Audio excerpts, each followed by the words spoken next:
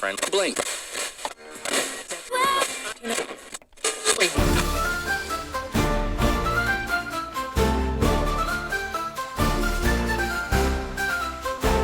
Coming at you live from Studio One in the bell tower at Holy Flame Castle. Eskalon Online. Daily recap. Pot. All right, you ready to dive in? This time you sent us something wild. Online chat logs. Intriguing, aren't they? Yeah, usernames like Remikje, Gavin, even a Brock thrown in there. Feels like we're about to unpack a whole digital drama. Indeed, a fascinating glimpse into a rather tense moment. These logs chronicle peace talks, or at least attempts at them, between two factions locked in a rather heated conflict. We're talking full-on war. Not quite, but the tension is palpable.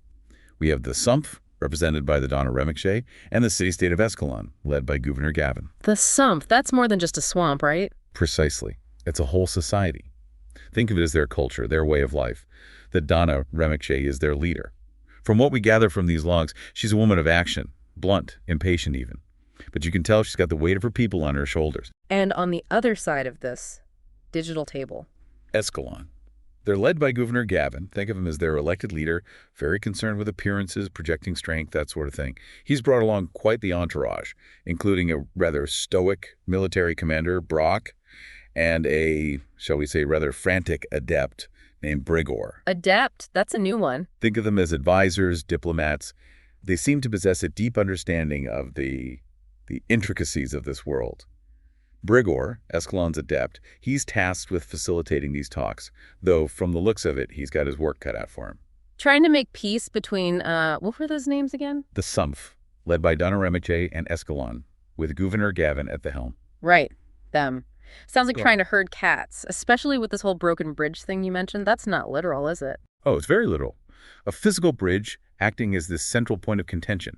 This bridge connected Eskalon and the Sumpf, vital trade route, all that.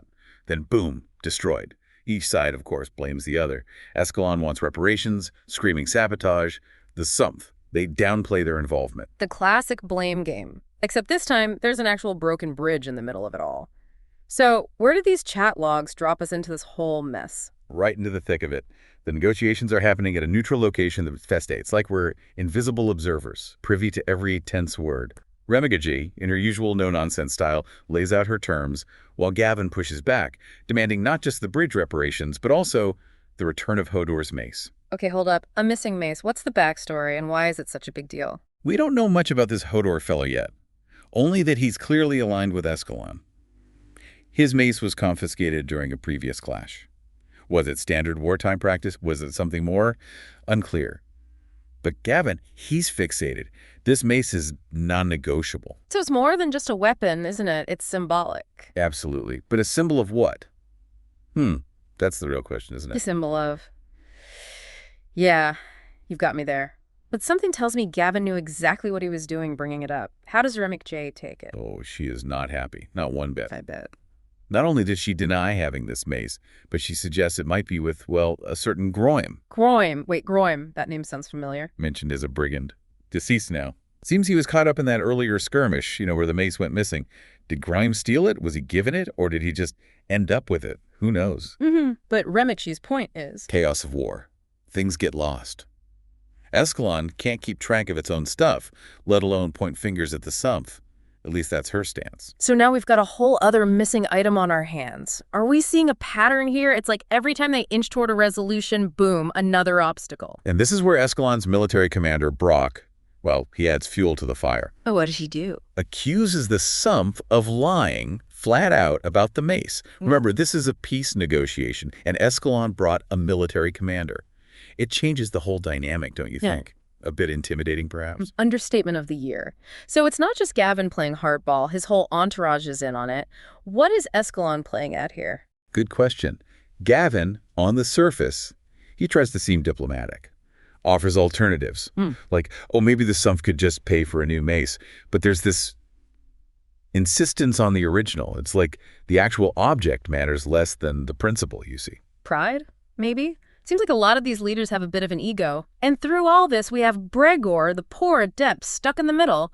How's he holding up? Trying his best, bless him. He's constantly trying to, de-escalate things, remind everyone what's at stake. At one point, he even suggests bringing in this, well, there's mention of a blacksmith, Rid Elf. Maybe he could make a new mace. And falls on deaf ears. It's like they're so fixated on the conflict itself that they've forgotten what they're even fighting for. Speaking of which, those other names that pop up, turn Sophie. Right. Feels like this whole thing runs deeper than even these chat logs let on. There's talk of past negotiations, broken agreements, even a previous Erzmagister.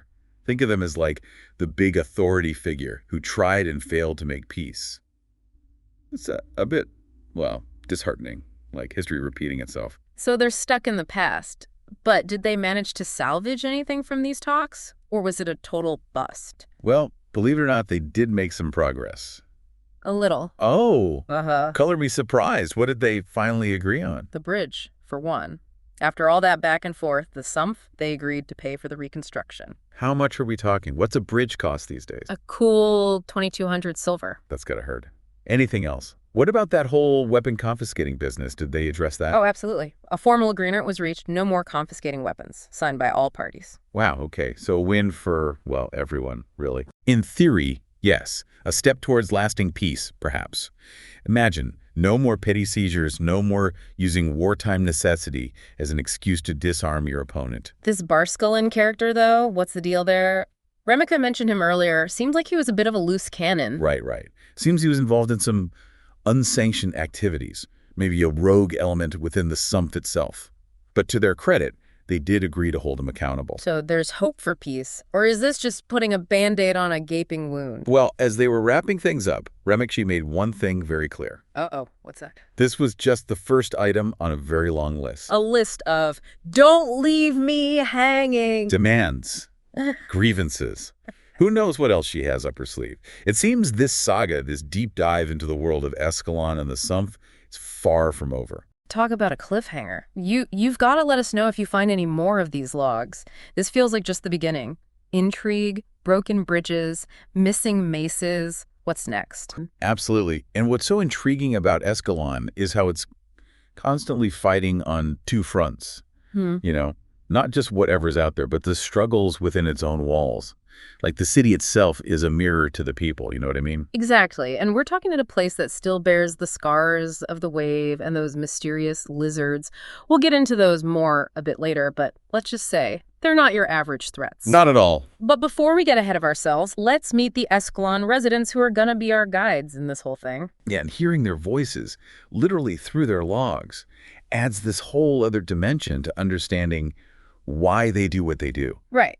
Like, take Corvin. This former soldier obviously knows his way around a fight. Oh, yeah. But the logs show a guy grappling with what comes after the fighting.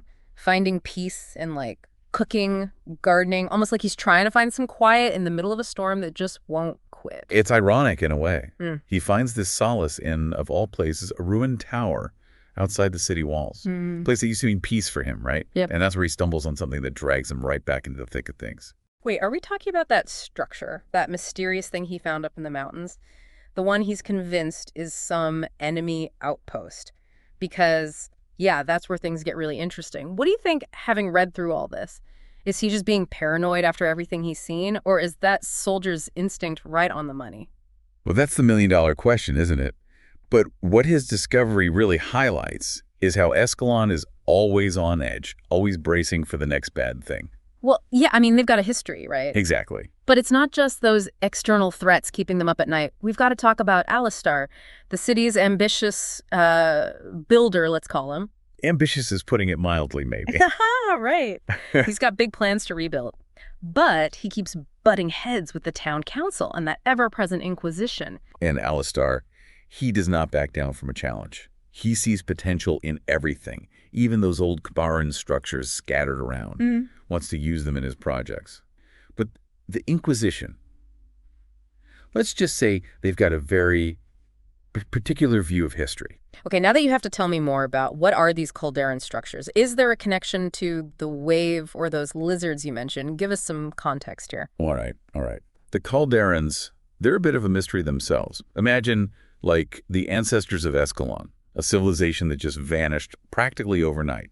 Their buildings, some still standing in pieces, are all over the city, outside it too.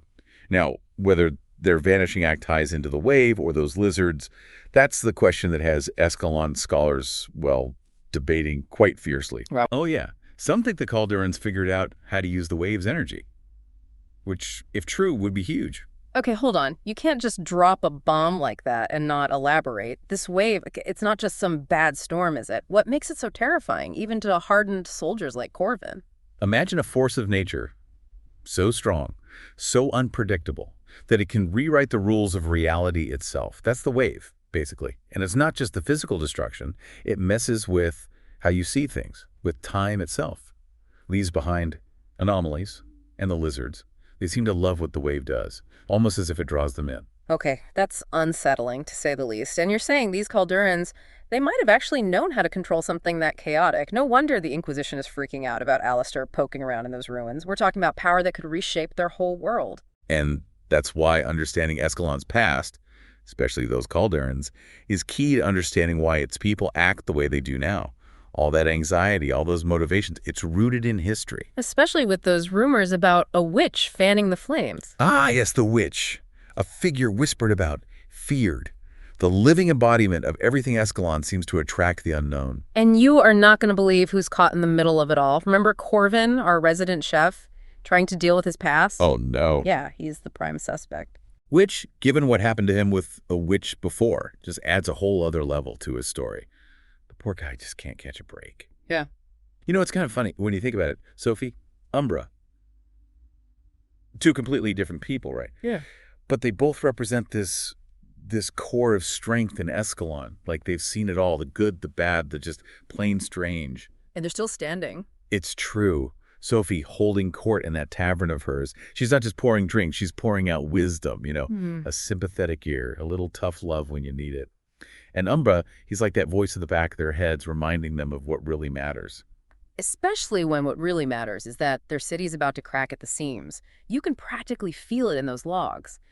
The whispers about the witch, the Inquisition's getting more and more suspicious, even Alastair's ambition, it all adds to this feeling that something's got to give. And isn't that the crux of it all with Eskalon? They're juggling like 3 crises at once, the political games, the fear over this witch, and the whole wave and lizards thing. It's like, how do you even prioritize that? No wonder everyone's stressed. And that's what makes Corvin's story even more, well, heartbreaking almost. Yeah. Here's this guy, right, fighting his own demons, haunted by what he's seen, and now he's the one everyone's pointing the finger at.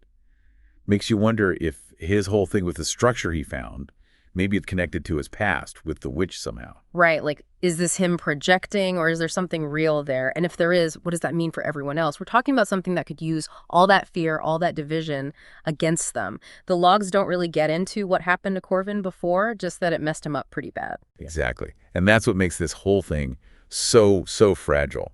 You get people already primed to be afraid, to believe the worst, and then you throw in these threats that nobody really understands. It's a disaster waiting to happen. It really is. Speaking of disaster, though, we haven't even gotten to Turn yet, the former governor. Oh, right. He's got a unique perspective on all this, especially since he was around for those attacks way back when. Turn. Yeah, he's been quiet in the logs lately, hasn't he? But when he does show up, it's like a reality check. Not afraid to call out the city's leaders, even Alistair, for not thinking ahead, for getting so caught up in their own little worlds that they're forgetting the lessons, the hard lessons that Eskalon's already learned. He's the voice of caution, the one saying, hey, remember what happened last time. He gets it, that the wave isn't a one-and-done deal, it's a cycle. And that's a tough pill to swallow, especially for those who want to believe the bad times are gone for good. It makes you wonder, if the wave hit Eskalon tomorrow, would they even be ready? We may not have figured it all out, but we've definitely gotten a glimpse into what makes Eskalon tick. Its people, its past, the forces shaping it, all of it. And who knows, maybe down the line, we'll circle back to Eskalon, see what became of them, But until then, we want to hear your take. What do you make of this witch? Think Eskalon can get its act together before it's too late? Let us know, because this is a conversation that's just getting started.